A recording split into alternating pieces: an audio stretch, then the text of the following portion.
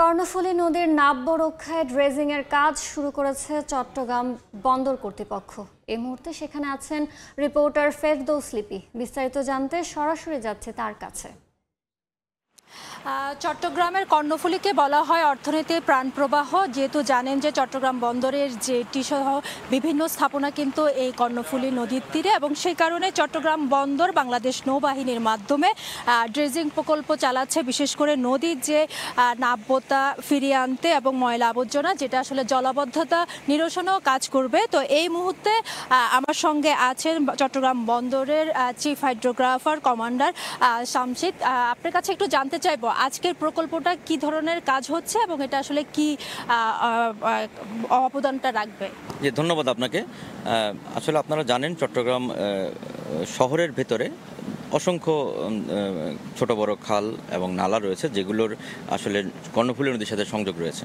তো সেসব খাল এবং নালা দিয়ে প্রতিনিয়ত অসংখ্য প্লাস্টিক বর্জ্য এবং বিভিন্ন শক্ত বর্জ্য যেগুলো ভেসে আসছে, নগরবাসীরই ফেলা যেগুলো বর্জ্য সেগুলো খালগুলোর সংযোগস্থলে এসে সেগুলো ওখানে জমা হচ্ছে, স্তূপাকারে জমা হচ্ছে। তো তাতে করে দুটা ক্ষতি হচ্ছে।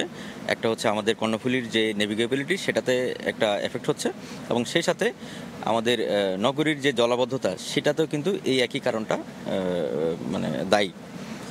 এখন যেটা হচ্ছে যে আমাদের চট্টগ্রাম বন্দর দীর্ঘদিন ধরে এই আমাদের মূল চ্যানেলের নেভিগেবিলিটি ঠিক রাখার জন্য ড্রেজিং করে থাকে। এই সাথে সাথে কিন্তু আমরা এই বর্জ্য অপসারণের কাজটাও দীর্ঘদিন ধরে করে থাকছি।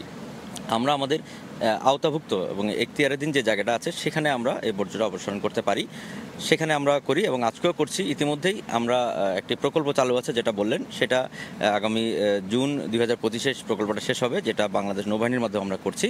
এবং এর প্রকল্প শেষ হওয়ার পরেও আমরা আমাদের নিজস্ব অর্থায়ন এবং ব্যবস্থাপনায় এ ধরনের কার্যক্রম চালু রাখবো, যাতে করে নগরবাসীর যে জলাবদ্ধতা সেটা থেকে যেন পরিত্রাণ পায়। Thank you. আসলে যেমনটা বলছিলেন, এই প্রকল্পের মধ্য দিয়ে কিন্তু যে জাহাজ চলাচল অনেক বেশি সুবিধা হবে, পাশাপাশি চট্টগ্রামের যে জলাবদ্ধতা সেটাও নিরসন হবে। তো এই ছিল আমার কাছে এখনো পর্যন্ত এখান থেকে সর্বশেষ। সরাসরি যুক্ত ছিলাম চট্টগ্রামে।